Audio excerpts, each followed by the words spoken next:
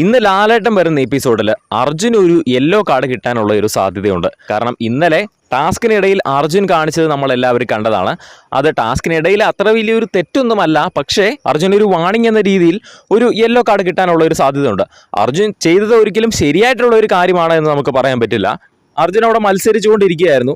ആ ഒരു സമയത്ത് നന്ദന അർജുൻ വിടാൻ പറഞ്ഞിട്ടും വിട്ടില്ല.